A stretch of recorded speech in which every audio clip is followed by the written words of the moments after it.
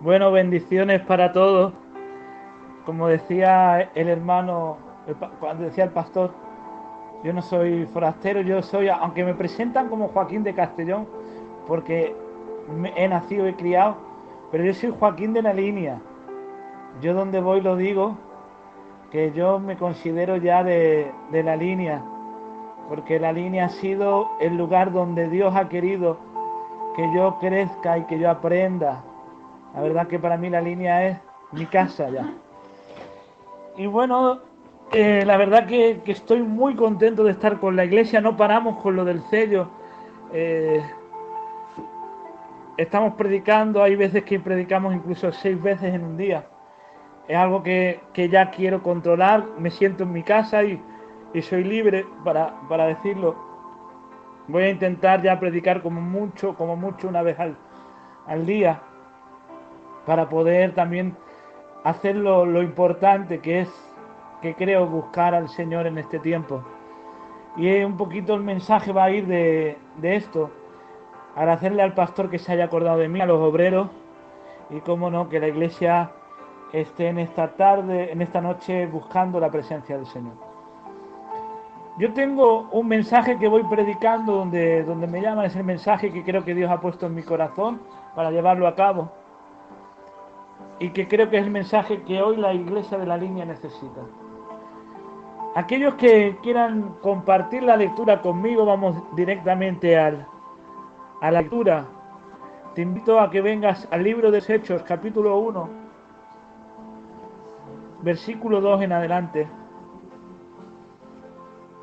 Tiempo, porque me gustaría leer, después ya iré rápido, voy a intentar ser conciso, ser directo, como me dice mi hermano José Miguel de Liria, un obrero de Valencia. Voy a ser breve, pero bravo. Así que quiero ir directamente, pero me gustaría que leyeras conmigo porque es importante la lectura.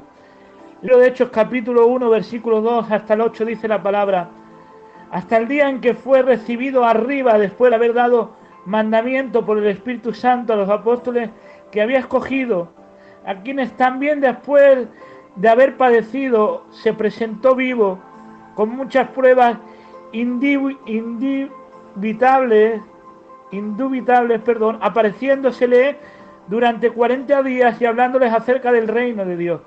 Estando juntos, le mandó que no se fueran de Jerusalén, sino que esperasen la promesa del Padre, la cual él les dijo: oísteis de mí, porque Juan ciertamente bautizó con agua, mas vosotros seréis bautizados con el Espíritu Santo dentro de no muchos días. Entonces los que se habían reunido les preguntaron diciendo: Señor, y note la pregunta, ¿restaurarás el reino a Israel en este tiempo? Y el Señor les contesta y les dijo: no os toca a vosotros saber los tiempos o las sazones, sazones quieren decir fechas, que el Padre puso en su sola potestad, pero recibiréis poder, y aquí está el centro del mensaje, cuando haya venido sobre vosotros el Espíritu Santo, y me seréis testigos en Jerusalén, en toda Judea, en Samaria y hasta lo último de la tierra. Aquí vemos cómo el principio del libro de los Hechos, un libro narrativo donde nos cuenta la historia del comienzo de la iglesia. En el primer capítulo, el apóstol Lucas, escritor de este libro, empieza relatando acerca de la promesa del Espíritu Santo y la ascensión de nuestro Señor Jesucristo, donde iba a recibir la glorificación de su cuerpo. Quiero que noten algo: estos apóstoles habían estado 3 años y medio con el Maestro, habían estado en todo momento aprendiendo de él, por tanto había una preparación. Muchos afirman que los apóstoles eran analfabetos y no tenían conocimiento. Si es verdad que cuando fueron llamados, muchos de ellos tenían poco conocimiento académico, pero quiero decirte que fueron llamados sin tener nada, pero cuando terminó su preparación, ellos estaban repletos del conocimiento de la obra de Cristo. De hecho, nosotros que creemos que sigue estando activo el ministerio apostólico, pero ya no como al principio, porque nosotros diferenciamos entre los apóstoles del Cordero y los demás apóstoles. Ahora los apóstoles de nuestro siglo y los apóstoles que fueron después de los primeros apóstoles tenían un llamado diferente a los del principio. Los del principio se les conoce como los apóstoles del Cordero y tenían que tener unos requisitos. Y uno de ellos, solo voy a hablar de uno de ellos, es que tenían que ser testigos oculares de toda la obra de Cristo. Importante, recordemos que los apóstoles del Cordero, uno de los requisitos para ser apóstol del Cordero era que tenía que haber sido testigo ocular de la vida de Cristo, tenía que haber visto su muerte y su resurrección, y después de haber visto toda esa obra y ver su glorificación, podía ser llamado a ser apóstol. Por eso cuando Judas muere y cuenta al apóstol Pedro cómo había muerto, buscan entre ellos quién podía ser un apóstol y solamente hay dos. Y saben que salió a suerte y salió Matías. Porque tenía los requisitos y uno de ellos, vuelvo a repetir, era testigo ocular, es decir, había visto con sus propios ojos todo lo que Cristo había hecho. Porque quiero recordarte algo importante. Debemos recibir conocimiento para poder ejercer con un llamado. Hay quien quiere ejercer el llamado sin prepararse. Quiero decirte que esto no es bíblico. El requisito de alguien que quiera servir, y no hablo del servicio ministerial, sino hablo de servir en la iglesia, tiene que tener una mínima de preparación. Porque los apóstoles empezaron, es verdad, haciendo académicamente que no estaban preparados. Pero Dios los preparó. Dios estuvo 3 años y medio adoctrinando sus vidas y después de ello estuvieron viendo toda la vida de Jesús con sus propios ojos, y a la hora de poder narrar el evangelio de la cruz, ellos habían sido testigos presentes, testigos oculares de todo lo que había hecho. Porque queramos entenderlo o no, Dios le ha placido que la obra de Cristo sea una historia completamente verídica. Una historia no solamente que se predica por el Espíritu, sino que se puede demostrar también por medio de hechos naturales. Qué importante es entender que hemos de preparar también nuestra lógica dentro del Evangelio. Prepararnos de doctrina, prepararnos de conocimiento, prepararnos de lo que realmente hemos de predicar la palabra. Estamos llamados no solamente los ministerios, la iglesia, a predicar al mundo, y es bueno que haya una preparación. Pero me llama la atención, ellos se habían preparado en un mensaje, y un mensaje explícito. Tenían que haber visto la muerte y resurrección de Cristo.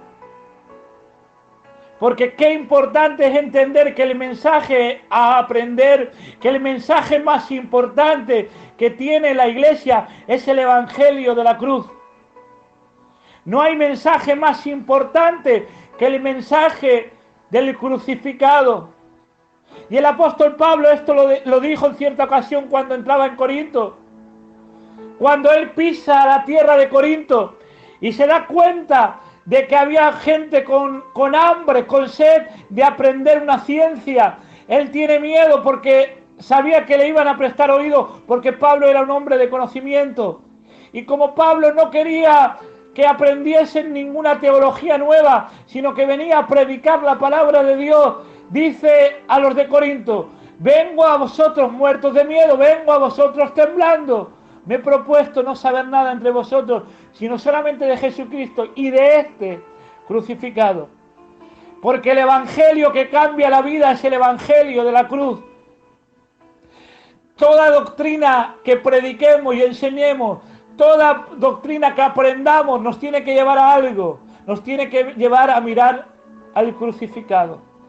Porque el evangelio de poder, como dice el apóstol Pablo, el evangelio que transforma, que para muchos es locura, pero para nosotros es poder de Dios, es el evangelio de la cruz.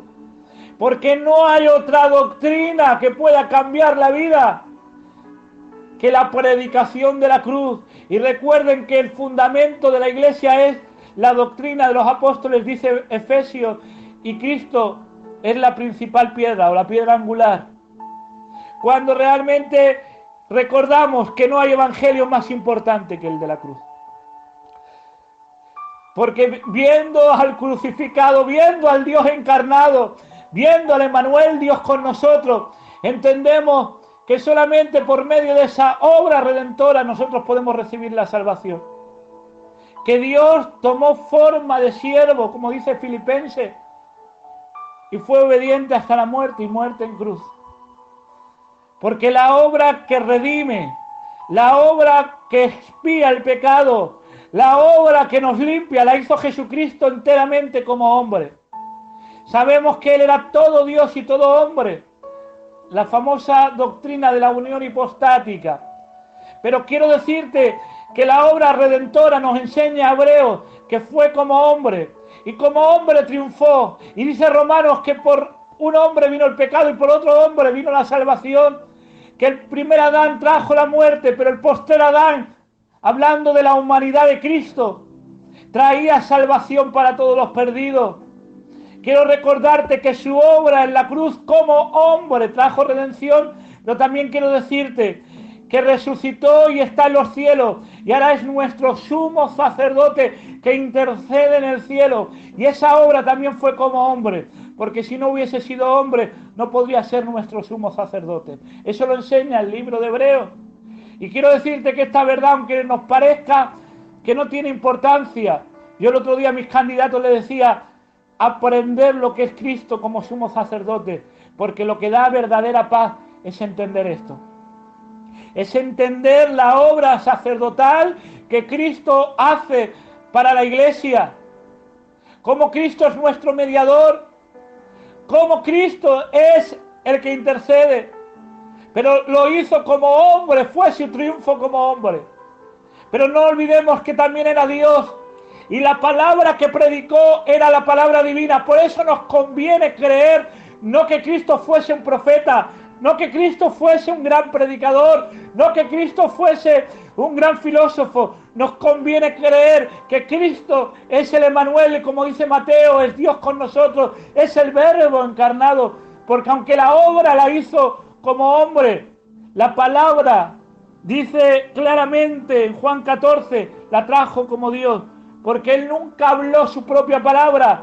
Él habló la palabra del Padre. Por tanto estaba hablando de su divinidad. Porque la segunda persona de la Trinidad nos trajo la palabra de Dios.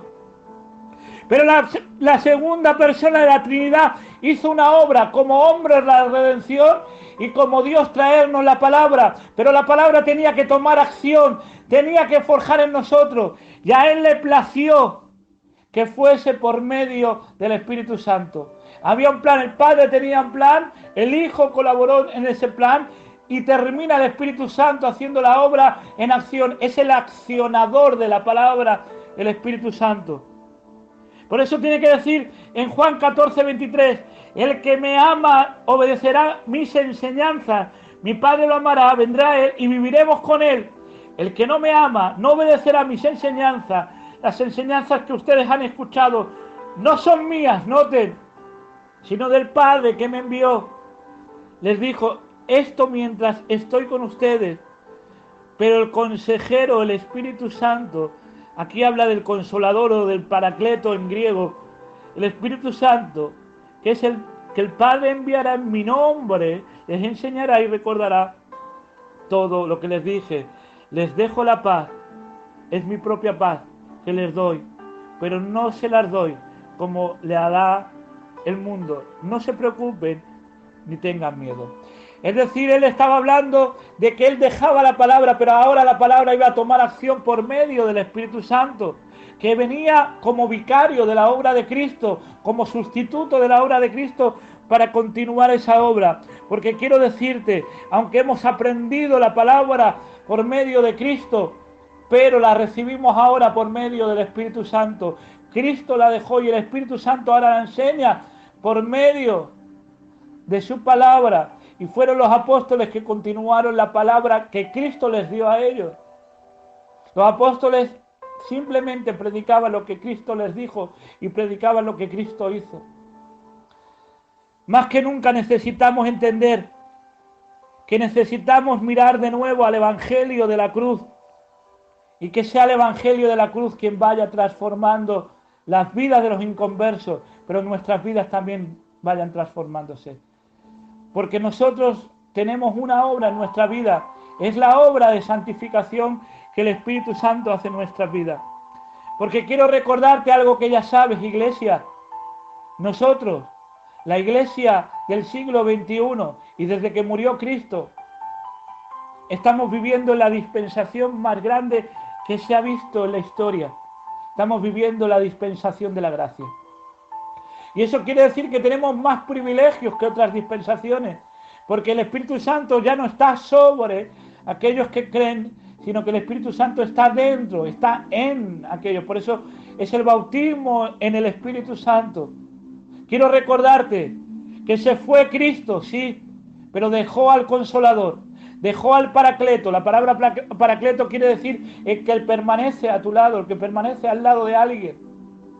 Porque el Espíritu Santo permanece en todo momento a nuestro lado, no nos deja. Por eso es el Consolador que nos defiende, es el Consolador que trae paz. ¿Por qué el cristiano tiene paz en todo momento? Porque tiene al Consolador. Por eso, aunque pasemos problemas como el que estamos pasando ahora, un problema mundial que no solo afecta al cristiano, sino a todo el mundo, vemos que la iglesia tiene paz, porque la iglesia tiene algo que no tiene el inconverso, y es al Espíritu Santo dentro de su vida. Nosotros no podemos tener miedo ni angustiarnos. Nosotros debemos tener paz en todo momento, porque pase lo que pase, voluntad de Dios será. Porque si te digo que aunque este problema no es voluntad de Dios, que aunque este problema no sale del corazón de Dios, tengo que decirte que aun en los despropósitos de la vida, Dios siempre tiene un propósito para su iglesia. Porque todo, y esto es una promesa, todo lo que le acontece al cristiano es para bien. Venga lo que venga, y si Dios nos permite que pasemos por un momento, va a ser de bendición para nuestra vida. Vamos a sacar una experiencia y una enseñanza que va a ser de beneficio para nuestra vida. Les dice el Señor que se esperaran, que no se fuesen a ningún sitio hasta que recibiesen el Espíritu Santo. Porque aunque tenían el conocimiento, nosotros no creemos que el Evangelio es filosofía y se puede aprender por un gnosticismo, por un conocimiento, ni por una praxis, por una práctica. Nosotros creemos que el Evangelio se ha de recibir por el Espíritu Santo. Porque el Espíritu Santo, y esta es la obra de la gracia, el Espíritu Santo hace toda la obra en nosotros. El Espíritu Santo es quien convence. ¿Quién nos convenció? Nosotros nos convencimos cuando escuchemos. Quiero decirte que eso no es doctrina. Nosotros fuimos convencidos por el Espíritu Santo, y el Espíritu Santo que nos convenció, nosotros decidimos seguirle. La diferencia entre los calvinistas y nosotros es que nosotros creemos que se puede resistir a los designios de Dios, tal como habla el libro de Marcos, hablando de que los hombres resistieron al designio de Dios. Pero quien convence es el Espíritu Santo. Nosotros no nos convencemos. Cuando el Espíritu Santo nos habló y nos convenció que había muerto en la cruz del Calvario, dijimos, sí, yo lo creo. Yo tomo la decisión de creerme lo que el Espíritu Santo me está diciendo, a través de una palabra, de un testimonio, a través de un hecho en tu vida. Pero la palabra del Espíritu llegó convenciéndote de la obra de la cruz, de que eras pecador, de que éramos pecadores y necesitábamos recibir la sangre de Cristo. Y eso fue obra del Espíritu Santo. Después de convencernos, el Espíritu Santo es quien nos regeneró, porque no podemos nacer de nuevo si el Espíritu Santo no hace la obra de gracia, de regeneración. Después de esto, el Espíritu Santo habitó en nosotros, porque ahora está en nuestras vidas. Quiero decirte que todos los que han nacido de nuevo tienen al Espíritu Santo en su vida. Y esto es una obra de gracia. Justificando, porque la obra de la justificación es por gracia. Recuerden, y eso lo tuvo que enseñar el apóstol Pablo en Romanos. Yo quiero recordarte que todo es una obra de gracia que depende del Espíritu Santo. Y alguno me dirá, entonces Joaquín, ¿qué hacemos? Creerle, buscarle a Él, para que en todo momento sepamos cómo debemos conducirnos, que la palabra del Espíritu llegue a nuestras vidas y nosotros la entendamos y la pongamos por obra. Esa es la lucha del cristiano, oír y obedecer la palabra del Espíritu cada día en nuestras vidas. Pero ellos, aunque había una promesa, ellos tenían una inquietud en su vida. Y le dicen los apóstoles, ¿restaurarás el reino de Israel en este tiempo? Les estaba hablando de que iban a recibir el Espíritu Santo, de que la tercera persona de la Trinidad iba a estar en su interior y les iba a guiar, iba a estar con ellos, iba a ser el paracleto, iba a ser el consolador, el que iba a estar a su lado. Y su preocupación no era saber cómo debían buscar al Espíritu Santo, sino su preocupación era qué iba a pasar con el final. Y preguntan por Israel, les digo por qué. Porque realmente ellos no entendían la obra de la iglesia, porque la obra de la iglesia se la revela después el Espíritu Santo cuando son formados como iglesia. De hecho, primero no lo entendían y tuvieron que ir revelándose. Y fue el apóstol Pablo, que aunque no fue realmente llamado a ser apóstol del Cordero, pero eso es la excepción. De hecho, él se llama que era como un abortivo. Y el apóstol Pablo, la carta de Éfeso, a los Efesios, él habla claramente del misterio de la iglesia, hablando sobre todo en el capítulo 3, pero hay que leer todo el texto, la carta de Efesios. El 1, el 2 y el 3 nos revelan claramente de que no era un plan B, pero no había querido mostrarlo Dios antes. Y no se lo revela a nadie del Antiguo Testamento, sino es a los profetas y a los apóstoles del Nuevo Testamento que les revela el misterio de la iglesia que nunca antes había sido revelado. Por eso los apóstoles preguntan por Israel, porque aún no habían entendido el misterio de la iglesia que después de ser constituida la iglesia en Pentecostés se iba a explicar, iban a entenderlo. Porque entendían que todos iban a ser llamados a la salvación, pero les sorprendía que todos fueran parte del pueblo, hasta que tiene que explicar el apóstol Pablo y hablar de lo importante que es la unidad de la iglesia, hablando de que la iglesia en el capítulo 3, a partir del versículo 5, era un misterio. Por eso ellos preguntan por Israel. De hecho, Mateo 24, que tantos quieren aplicarlo a la iglesia, en Mateo 24 no se puede aplicar, porque Mateo 24 en el principio habla de Tito, de esa destrucción del gobernador Tito, donde no deja piedra sobre piedra. Después nos habla de las señales de antes de la gran tribulación y termina hablando de la segunda venida, que la iglesia no vamos a verla, nosotros pasamos el arrebatamiento. Por tanto, Mateo 24 no se puede aplicar, porque cuando le preguntan a los apóstoles, le preguntaban por Israel y no por la iglesia, y Dios tiene que explicarle. Vuelvo a repetir, el misterio de la iglesia no se revela hasta después del Pentecostés, y es el apóstol Pablo quien revela ese misterio de la iglesia. Por tanto, ellos preguntaban en Mateo 24, hermanos, no intentemos sacar de donde no hay para intentar callar nuestras conciencias, intentar descubrir algo que creo que no es necesario. Porque le tiene que decir el Señor, no os toca a vosotros saber los tiempos, las sazones que el Padre puso en su sola potestad. Lo digo con mucho cariño y con mucho respeto. No es tiempo de estudiar escatología. Hoy no es tiempo de profundizar en teologías postuladas o en tesis que no están formuladas. Es tiempo de buscar esa doctrina fundamental y una doctrina de fe. Porque quiero decir algo que sabes, pero quiero recordarte. Aquellos que quieran seguir a Cristo, porque Cristo viene pronto, y la iglesia se preocupe en predicar este mensaje, creo y digo con cariño, me voy a atrever que estoy en casa, habrá caído en el error. Que nunca se conviertan, y digo, no me pueden ver, entre comillas, por haber visto el mensaje de la venida de Cristo. Porque la venida de Cristo, si no me lleva a mirar la cruz, no servirá para nada. Porque lo que realmente me hace cambiar, lo que realmente me hace transformar mi vida, es que cualquier doctrina me lleve al crucificado. Toda doctrina que predicamos Toda doctrina que aprendemos me tiene que llevar a mirar a Cristo, que es el importante, que es el autor y consumador de la fe, lo habla Hebreo.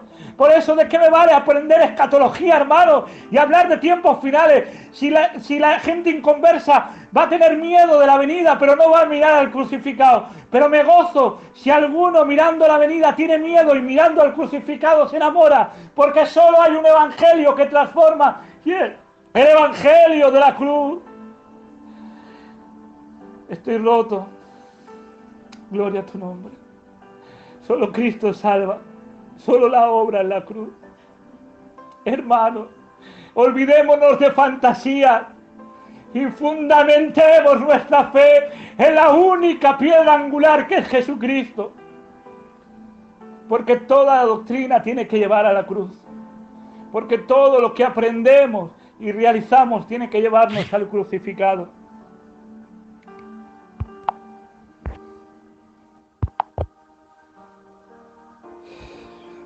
La verdad, estoy roto. He predicado mucho, pero estoy roto. Hermanos, recordemos, solamente el evangelio de la cruz hará que las personas vengan al arrepentimiento. Y nosotros tenemos que seguir pensando en la cruz. Decía el apóstol Pablo, paladín de la doctrina: ¿me gozo o me glorío en pensar en la cruz de Cristo? Pablo también hablaba de sufrir las marcas que le faltaban a Cristo, hablando de lo que era la predicación de la cruz y de seguir con ese mensaje. Es el evangelio de la cruz, porque es el evangelio de la fe. Hermanos, no podemos, y esto es una frase mía, pastor, me voy a sentir libre para presentar una tesis, porque esto es algo mío. Debemos saber diferenciar entre una doctrina de esperanza y una doctrina de fe. La doctrina de fe es la certeza de lo que se espera, la convicción de lo que no se ve. La esperanza es algo que espero que Dios haga, pero realmente no sé lo que va a ocurrir. Por ejemplo, yo oigo a veces una mala expresión, no digo que sea una falsa doctrina, sino una mala expresión, decir: yo sé que mi familia se va a sanar, yo sé que mi amigo, mi padre, mi hermano se va a sanar, y después resulta que vemos que no se ha sanado y decíamos que teníamos fe. No, eso no fue fe. Eso fue una esperanza en que en el Dios omnipotente podía hacerlo, pero después está su voluntad. Porque desgraciadamente está esa doctrina de la superfe que te dice que si algo no lo has recibido es porque no tuviste fe. Quizás es porque Dios no quiso. Quizás es porque simplemente no fue su voluntad. Más que hemos estado orando nosotros porque salgamos de este problema y hemos visto que Dios no ha querido librarnos a la iglesia y no entendemos por qué, pero realmente nosotros tenemos la esperanza de que Dios lo pueda hacer y seguimos clamando por ello. No te canses de clamar porque Dios quite esta pandemia, pero sabiendo que es una esperanza de que nuestro Dios omnipotente puede hacer lo que Él quiera. Que una palabra suya basta para que esto termine.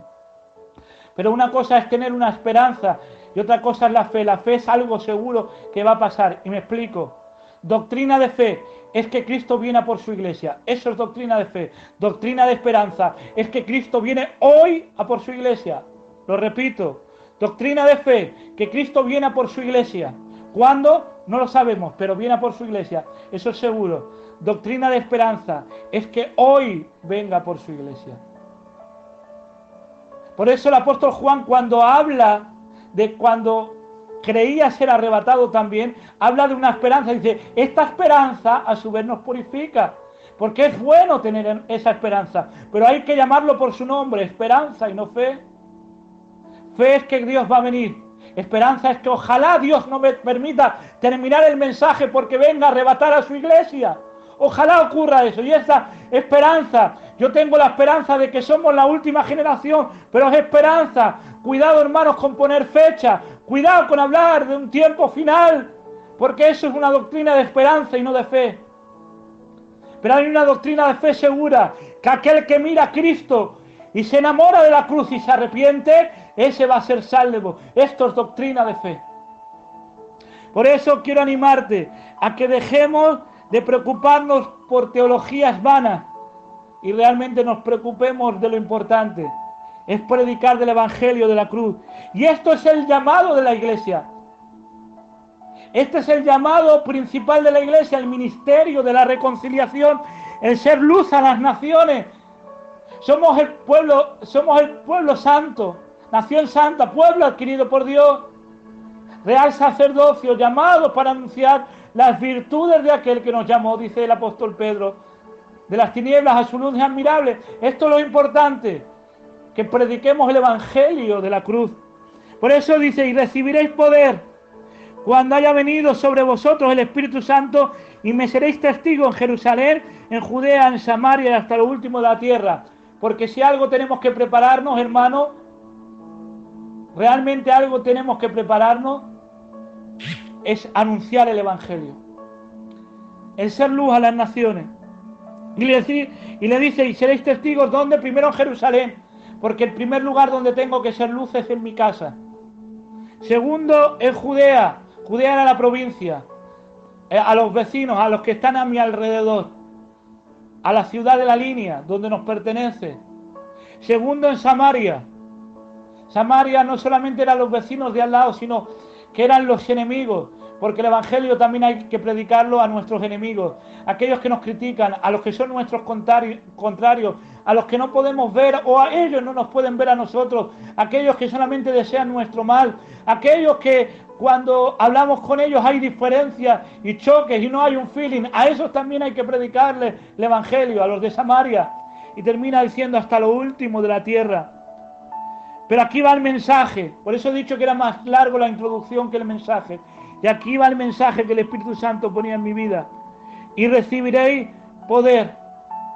Hemos dicho que el Espíritu Santo convence, el Espíritu Santo regenera, el Espíritu Santo habilita, el Espíritu Santo enseña, el Espíritu Santo guía, el Espíritu Santo santifica, pero también hace algo más. El Espíritu Santo da poder. Porque hemos de entender que es un mandamiento y no es una opción. La palabra nos dice, sed llenos del Espíritu Santo. Y esta es la preocupación de nuestro tiempo. Preocuparnos en llenarnos del Espíritu Santo. Yo quiero que te pongas la mano en el corazón y me seas sincero. Quizás no tú, pero sí en general la iglesia. Habíamos entrado en un dinamismo como del mundo, muy estresado, sin tiempo para buscar a Dios, donde siempre teníamos excusas para entrar en la habitación y ponerle tiempo a Dios, donde aquel evangelio que yo me acuerdo de niño, que entrábamos en la habitación y hasta que el Espíritu Santo no nos decía que nos levantásemos, no nos levantábamos.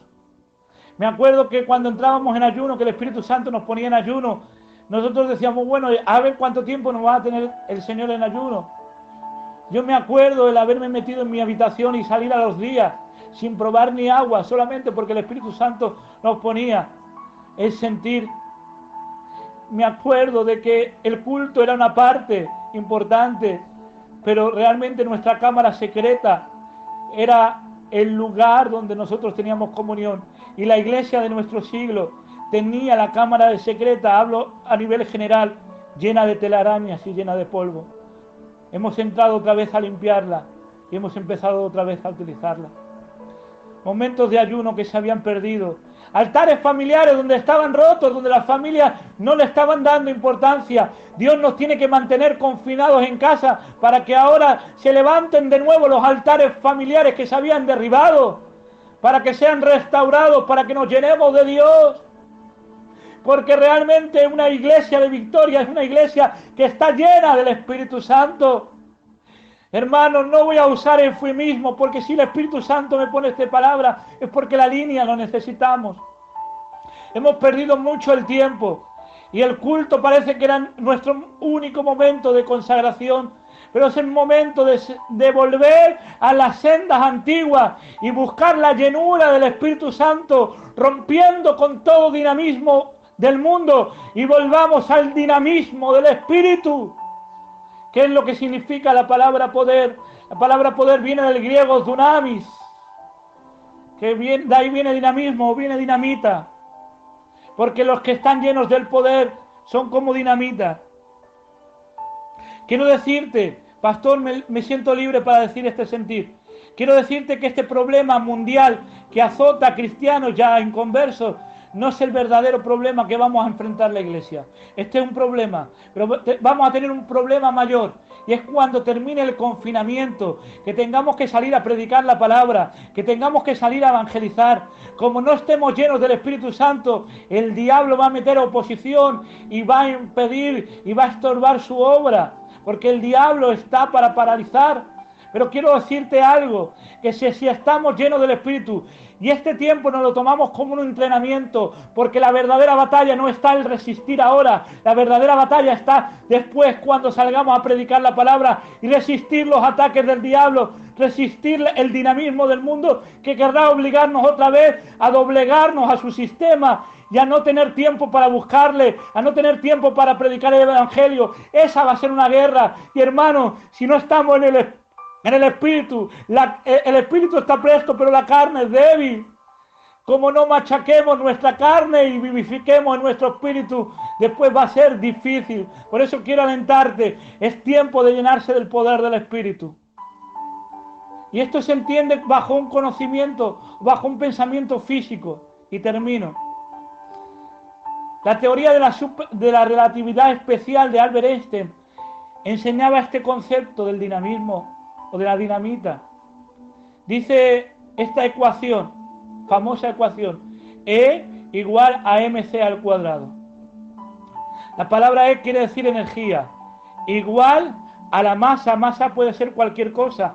Masa puede ser un trozo de metal, un trozo de papel, un trozo de barro, un trozo de plástico. Masa es cualquier cosa, cualquier materia, agua, lo que sea. Dice, la energía es igual a la masa que viaja a la velocidad, porque c es velocidad de la luz, al cuadrado, mc al cuadrado. ¿Qué quiere decir esto? Que si cogemos cualquier masa y la hacemos viajar rápido, esa masa se transforma en energía. Y le explico esto de una manera muy sencilla. Imagínense que yo tengo una moneda de 1 euro y mi mujer me la pide y yo se la tiro a 1 metro de distancia, se la tiro para que la coja. Ella estaba distraída en el momento y le ha dado en la cara. Podrá hacerle daño, pero realmente prácticamente no sentirá dolor. Ni un pequeño hematoma, ni un moratón quizá le haga, porque yo estaba cerca y se la había tirado flojo. No había velocidad en el lanzamiento y estaba cerca, lo que ha hecho que esa moneda prácticamente no le haga daño. Pero imagínense que yo estoy en un edificio de 40 plantas y estoy en la azotea y tengo una moneda de 1 euro en la mano y jugando con ella se me cae desde la azotea y empieza a caer y la ley de la gravedad empieza a traerla a la tierra y esa moneda empieza a coger velocidad y coge velocidad y va cayendo por los metros de altura y va cayendo y va cogiendo velocidad y desgraciadamente esa moneda, que a mi mujer no le hizo nada, la misma moneda cae sobre la cabeza de una persona y la mata, porque la velocidad ha hecho que aquella moneda se convierta en un proyectil. Lo que no había hecho daño a mi mujer, a una persona la ha matado la misma moneda. No era la moneda, es que la moneda viajó a una gran velocidad por el efecto por la ley de la gravedad y se convirtió en un proyectil. Por eso Albert Einstein tenía miedo de que alguien entendiera la teoría de la relatividad especial y formase lo que formó. La bomba nuclear se cree que salió de ahí. La bomba nuclear salió porque entendieron este principio físico. Yo quiero decirte algo. La Biblia dice, y recibiréis poder, recibiréis dunamis, recibiréis la dinamita. Hermanos, nosotros sin el Espíritu Santo somos polvo de la tierra, que no hacemos daño a los infiernos, a los demonios. Lo digo con respeto, el hombre no vale nada. El hombre es una masa inservible. Pero cuando el hombre se deposita en el poder del Espíritu, y el Espíritu Santo, que es la luz por excelencia, el Espíritu Santo, que es la luz que alumbra nuestras vidas, entra dentro de nosotros, produce en nosotros ese dinamismo, ese poder, porque ya nuestra vida, nuestra masa inservible, va a la gran velocidad de una luz no humana, de una luz divina, de una velocidad capaz de medir por medio de conocimiento humano Y es la luz del Evangelio, es la velocidad del Espíritu que nos hace que nos convirtamos dinamita. Y los que no éramos nada, los que no podíamos nada, ahora nos convertimos en bombas atómicas capaces de destruir obras satánicas y de destruir la obra del infierno. Hermano, mi hermana, iglesia de la línea, por nosotros solo no valemos nada, pero si nos llenamos del Espíritu, seremos bombas atómicas contra los infiernos y toda obra del mal será rota. Es tiempo que la iglesia ataque, que la iglesia se levante y embista contra los demonios por medio del Espíritu Santo. Que nuestra lucha por medio de la palabra desate toda obra del mal y muchas almas vengan al conocimiento de la verdad. Pero solamente seremos esas bombas nucleares, esas dinamitas cuando estemos llenos del poder del Espíritu Santo. Es la obra del Espíritu, obra de gracia que hace en la iglesia, darnos poder. Así que con esto quiero terminar, no quiero hacerme más canso, simplemente bendecirte con esta palabra. Hermano, tiempo de llenarnos del Espíritu, es tiempo de la consagración, porque nos espera un gran legado.